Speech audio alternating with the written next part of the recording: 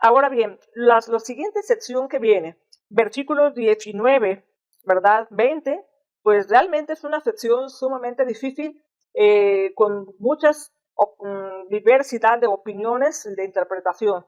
Entonces, de hecho, Lutero dijo y afirmó que Pedro no sabía lo que estaba queriendo decir en estas frases, en estos versículos, que Jesús descendió a los infiernos. Dice que el cual fue y predicó a los espíritus encarcelados y los que en otro tiempo desobedecieron, cuando una vez esperaba la paciencia de Dios en los días de Noé, mientras se preparaba el arca en la cual pocas personas, es decir, 8, fueron salvadas por agua. Vemos a estos tiempos de Noé, algunos dicen, bueno, que fue la primera vez que Cristo predicó en el sentido de usar, como quien dice, la voz de Noé para predicar a esa gente, ¿verdad? Y haber prevenido del diluvio a ellos para que ellos pudiesen haberse salvado. Entonces, hay varias opiniones aquí en cuanto a esto. Algunos dicen que Cristo predicó a los espíritus encarcelados, ¿verdad? Para salvar a los pecadores, y esta promesa de salvación para Noé y su familia, pues fue un evento profético que apunta, ¿verdad?, a la provisión divina de la salvación para aquellos que ponen su confianza en Dios. Así como Noé creyó en la palabra de Dios y fue salvado, así también. Así de que en un momento el Señor dispuso esa salvación para Noé a través del arca de madera, y entonces ahora, ¿verdad?, lo hace a través de la cruz. Algunos opinan que es como una situación de un evento que apunta a un futuro y que eso pasó en el tiempo de Noé y que en realidad era Cristo que estaba haciendo allá. Ahora, viene en el versículo 21, rápidamente Pedro se mueve a lo del bautismo cristiano. Ahora, el bautismo sabemos que no salva, ¿verdad? No salva, pero dice aquí, el bautismo que corresponde a esto, nos salva, pero en realidad sabemos que no salva. Entonces aquí, más que nada, está poniendo en relieve cómo este bautismo está asociado a la resurrección de Cristo, ¿no? Y es un aspecto tan simbólico allí.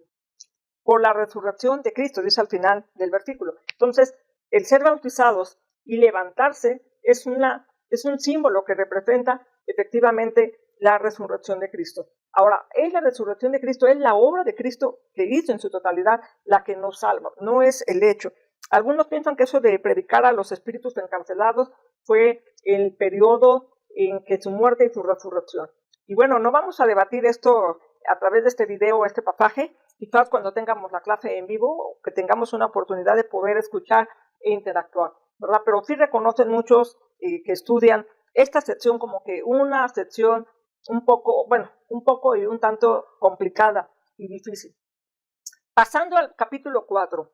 Capítulo 4 es Primera de Pedro, la conducta del cristiano. Bueno, puesto que Cristo dice aquí, ha padecido por vosotros en la carne, vosotros también, armados del mismo pensamiento. Nosotros también armarnos del mismo pensamiento o de la misma actitud que tuvo Jesús, ¿verdad? ¿Cuál es la actitud que tuvo Jesús? Bueno, Jesús tuvo una actitud de entrega, de sumisión a la voluntad de su Padre, a Dios. Y ya nos ha descrito cómo fue que sufrió Jesús allá en el capítulo 2, a finales del capítulo 2. Nos describe cómo es que sufre Jesús. Bueno, nosotros armarnos del mismo pensamiento. Ahora, también es importante configurar el contexto, porque vivimos en una sociedad donde hay opresión. Ellos vivían también en una sociedad de persecución. Ahora, los creyentes de Jesús, si al mismo Jesús lo persiguieron, lo calumniaron, sufrió y padeció, y terminó en una cruz, bueno, ¿qué no podría esperarse de sus seguidores?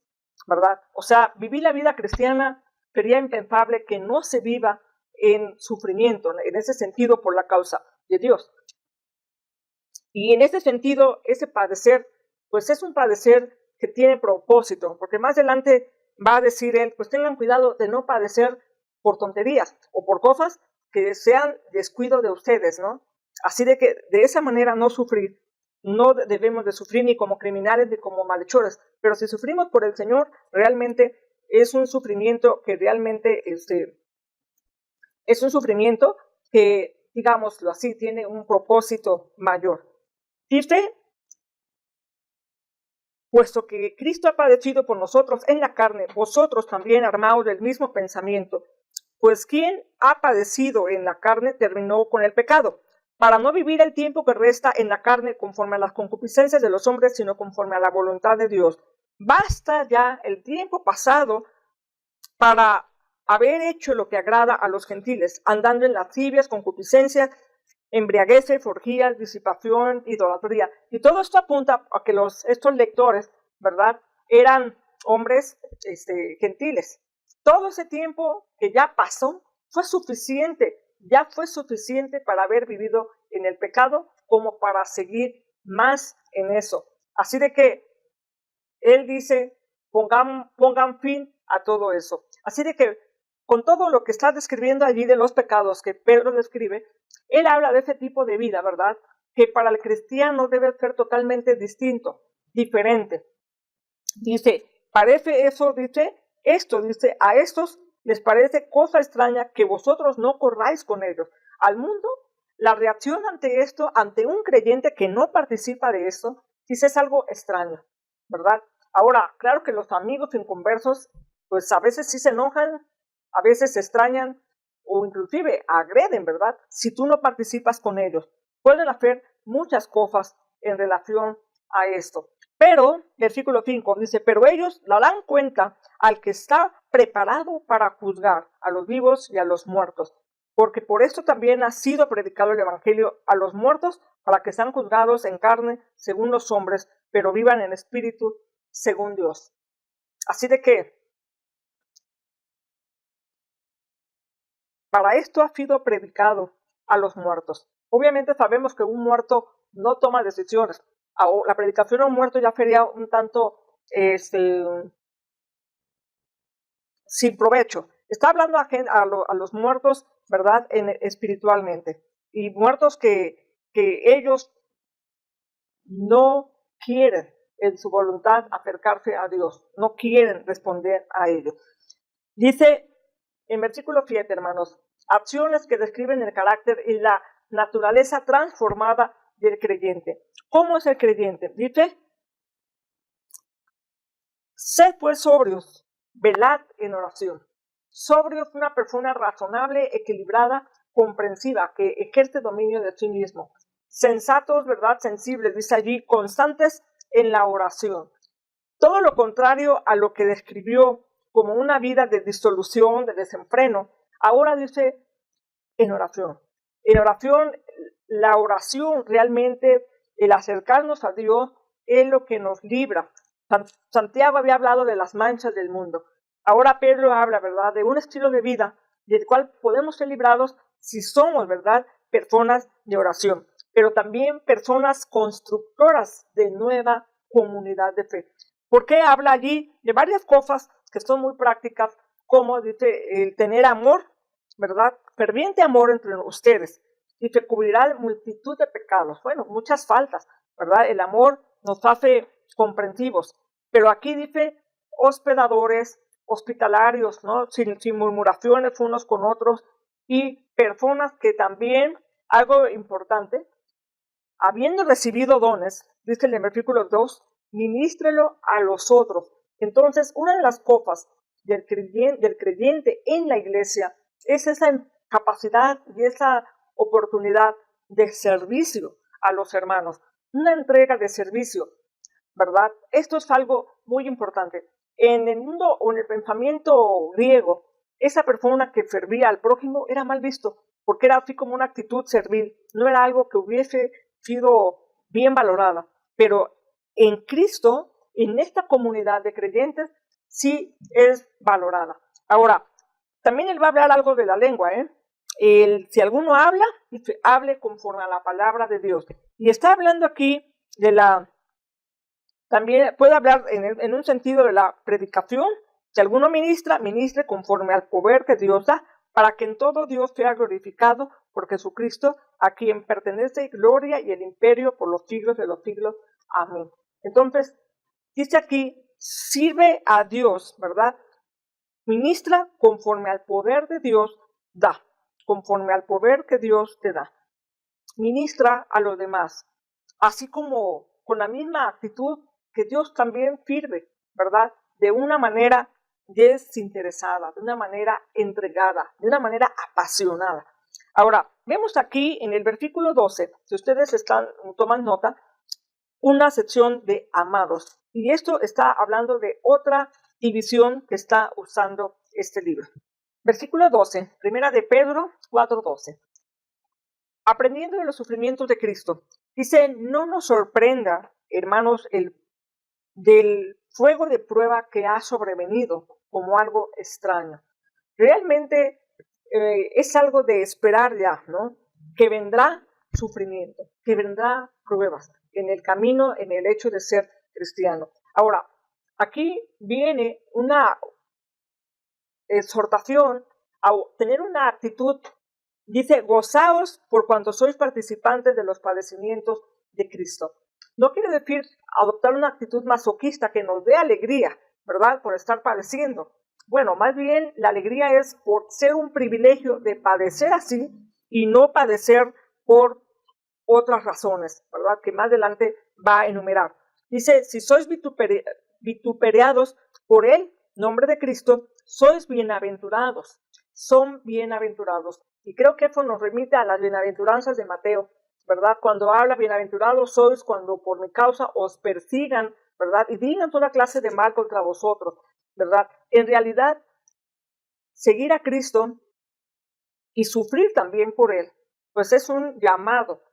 ¿Qué podemos evitar? ¿Por qué cosas sí no debiéramos de sufrir? Aquí lo va a decir en el versículo 5. O sea, que ninguno de vosotros padezca como homicida, como ladrón, como malhechor, por meterse en lo ajeno, ¿verdad? O por ratero. Es más, si padeces por esto, ahora sí, más que de alegrarte, más bien va a ser algo digno de vergüenza. Lo sufrir por Cristo tiene que ver como identificarnos con el Señor. Así de que, en cierta forma, y sabemos, ¿no? Pedro sufrió también por el Señor. Y sin embargo, pues eso fue un privilegio haberlo hecho así, haber llegado a ese punto. Versículo 17, porque es tiempo de que el juicio comience por la casa de Dios. Y si primero comienza por nosotros, ¿cuál será el fin de aquellos que no obedecen al evangelio de Dios? Donde el privilegio es mayor, allí el juicio va a ser más severo. Así de que las persecuciones sí también sirven para purificar a los creyentes, podemos decir así, ¿no? Para que la fe del creyente sea avivada, para que la fe del creyente la prueba quite en el creyente toda la escoria, todo lo que no es puro ante los ojos de Dios. Así de que si padecemos, dice, pues encomiende sus almas al Creador. ¿Qué podemos hacer? Encomendar. Encomendar aquí significa confiar. Así como poner las manos, el dinero, poner nuestro dinero en las manos de alguien porque lo confiamos, obviamente esperamos que Él no nos va a defraudar. Así nosotros esperamos que el Señor no nos va a defraudar al encomendar nuestro bien, nuestra vida a Él. Capítulo 5, primera de Pedro, capítulo 5, que está continuando con esta sección, pero ahora va a hablar a los ancianos, a los pastores. No se refiere a personas de mayor edad, sino a las personas, a los líderes que han sido puestos para ser los pastores de la comunidad. A los ancianos que están entre vosotros, dice, yo anciano también, testigo de los padecimientos de Cristo, que soy también participante de la gloria que será revelada. Así de que testigo habla porque, claro, Pedro fue un testigo ocular. Él le tocó vivir y ser testigo de todo lo que Jesús hizo. Pero también puede referirse, ¿verdad?, a aquellos testigos que son defensores de la fe. ¿Qué obligaciones tienen las personas que han recibido, ¿verdad?, ese don pastoral? Bueno, les insta a que cumplan su ministerio. Versículo 2, apacentar la grey de Dios que está entre vosotros. hay que cumplirla, dice, cuidando de ella no por fuerza, sino voluntariamente, no por ganancias deshonestas, sino con ánimo pronto. Y no teniendo, dice, señorío sobre los que están bajo su cuidado. Es decir, no por la fuerza, no por la violencia, sino ¿cómo? A través de un buen ejemplo para la grey. Ellos, dice, van a tener un pago increíble.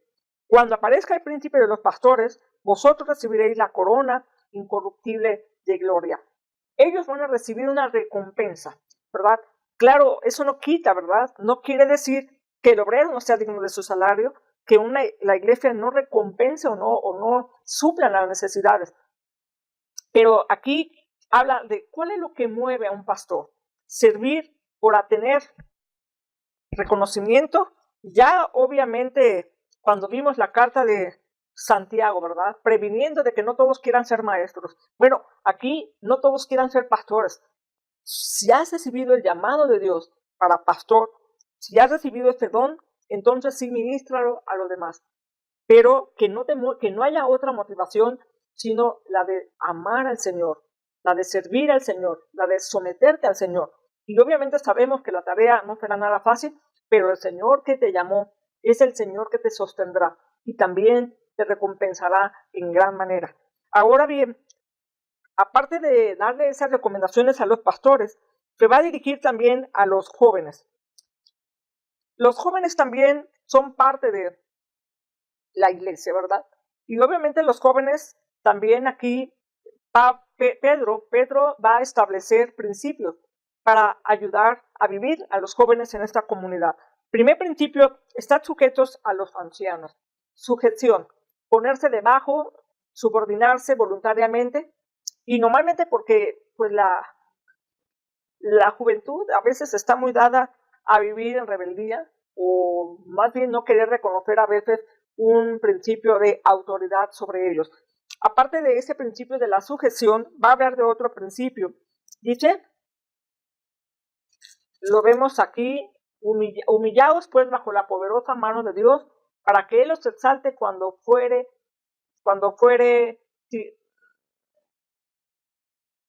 tiempo. Humillaos, revestirse de humildad. Él dirige a los miembros de la iglesia, ¿verdad? Claro, también incluye a los ancianos, que estén ceñidos de humildad, nada de presunción, de arrogancia o de altanería. En ese principio de la sumisión, es la verdadera humillación. No quiere decir a un autodesprecio, pero en no sentirse más que los demás, ¿verdad? Dice, Él los va a exaltar. Y también hay otro principio más, el de la seguridad en el Señor. Versículo 7, echando vuestra ansiedad sobre Él, porque Él tiene cuidado de vosotros. Yo creo que en todo sentido, los jóvenes y los que no son jóvenes, todos requerimos tener esa palabra de confianza, es saber que estamos en los brazos protectores de Dios. Entonces, en los brazos protectores de Dios, Él nos sostiene. Él nos sostiene. Ese es un principio que alienta en medio de una sociedad a veces donde hoy más que nunca mucha gente vive en ansiedad, no saber con seguridad qué tiene, qué trabajo puede conservar o no, qué cosas tiene estables o no. Bueno, esa es una situación que el principio de confiar en el Señor, en su cuidado amoroso. Ahora, en el versículo 8, viene un énfasis muy fuerte en esta carta cuando Pablo llama a la cordura, de actuar, de pensar, ¿verdad? De estar en una acción o en una posición de vigilia, no dormidos, sed sobrios y velad. ¿Por qué? En el sentido de un contexto de peligro, así de que hay que estar realmente alerta. Alerta porque el adversario, el diablo, ¿verdad? Pedro nos recuerda que nuestro enemigo principal es el diablo. Así de que debemos mantener una actitud de estar alertas. ¿Y cómo describe al diablo aquí? Lo llama primeramente adversario, ¿verdad? Porque vuestro adversario, el diablo, un adversario, es un acusador, es alguien que está, digámoslo así, acusándonos y obviamente con puras mentiras y falsedades, pero él estaba acusando en una corte, algo así como lo que nosotros vimos cuando leyeron allá Job. Ahora, otra descripción de este adversario también lo llama león, un león rugiente, que está buscando una víctima a quien devorar. Así de que el diablo realmente él desea la destrucción de la persona, ¿verdad? Y no es que no seamos cuidados por Dios y no tenga el poder de librarnos, pero el hecho de estar alertas, porque sí que podemos nosotros mismos, sin querer, exponernos a la situación de peligro, ¿no? Ya él ha dicho de todas las cosas que nosotros debemos de dejar. También hablaba de cosas que debemos de estar sobrios y velar, de dejar todas aquellas acciones del pasado. Pero el cristiano que no quiera dejarlos, realmente estaría expuesto, ¿verdad?, a estar allí para que el diablo se lo devore.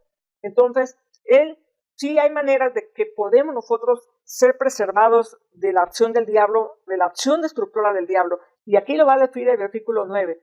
Resistir al diablo en la fe. En la fe. Realmente es como pararse firme en la fe. Eso es ¿qué es lo que tú crees de Dios?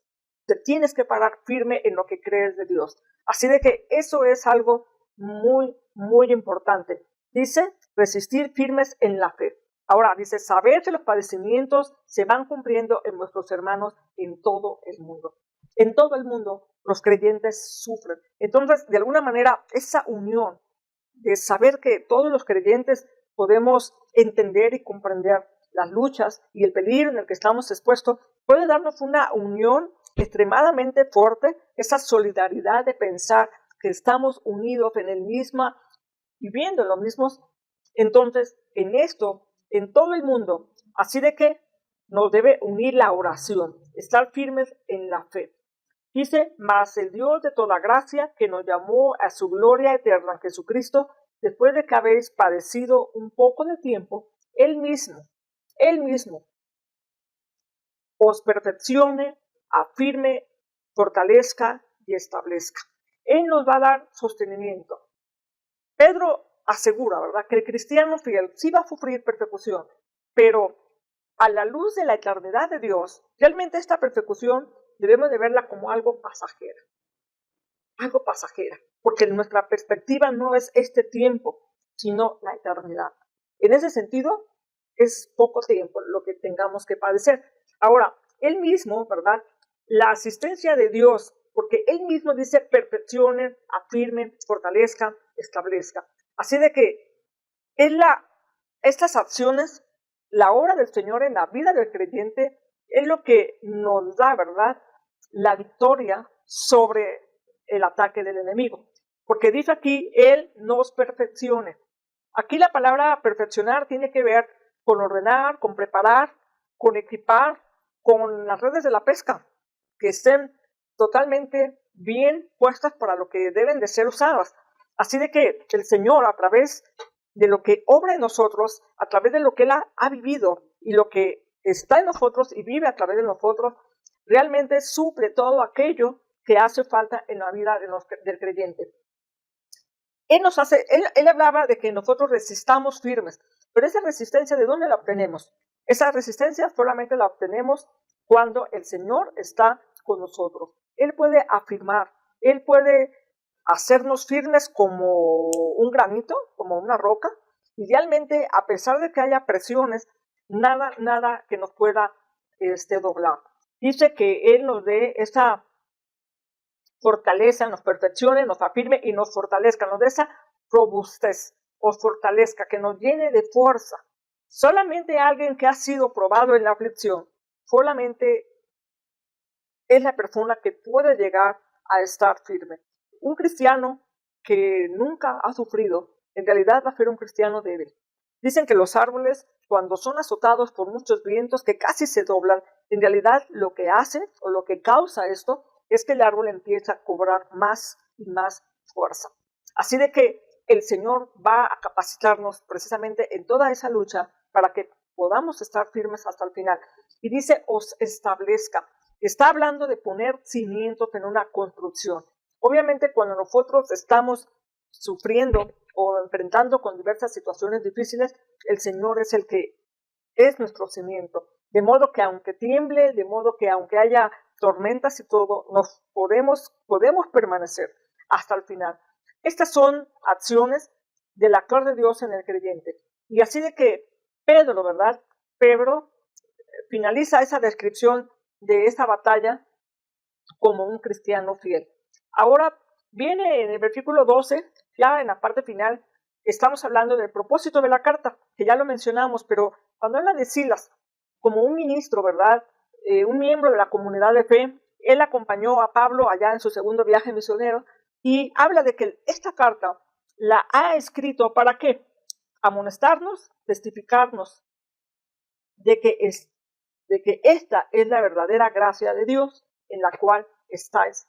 Él quiere aconsejar, Él quiere dar testimonio de la obra salvífica de Dios. Y así termina finalmente expresando unos saludos posteriormente. Dice, la iglesia que está en Babilonia, elegida juntamente con vosotros, y Marcos, mi hijo, os saluda. Está hablando de Marcos, el famoso Juan Marcos, que había dejado a Pablo en ese primer viaje misionero, pero después, ¿verdad? Cuando vimos las cartas pastorales, cómo pide, ¿verdad? Pablo que este Marcos vaya a verle a la prisión. Ahora dice aquí, saludaos unos a otros con ósculo de amor, es decir, un beso. Paz sea con todos vosotros los que estáis en Cristo Jesús. Amén. Deseando que este breve recorrido por esta carta de Pedro nos ayude, nos anime, nos motive, hermanos, a seguir estudiando, a seguir profundizando en esta hermosa carta, una carta de esperanza en medio de un mundo hostil, una carta que nos anima y nos hace reflexionar que no somos de este mundo y que no vinimos aquí para quedarnos aquí, que nuestro mayor anhelo debe ser, ¿verdad?, estar con el Señor. Pero claro, tenemos una misión y un propósito de estar aquí, que si sufrimos, que si padecemos, sobre todo debemos de compartir, así como muchos han dejado la vida atrás, porque ellos también, los lectores también habían vivido una vida de pecado, pero por la gracia de Dios fueron salvados, fueron elegidos. Así que Dios también quiere todavía que mucha gente conozca de la palabra de Dios y que nosotros también, al igual, a pesar de los sufrimientos, sigamos gozándonos en esa gloriosa obra de Dios en nuestra vida. Y sobre todo, ¿verdad?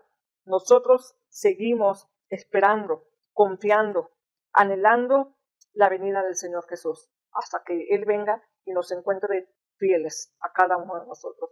Que Dios les bendiga.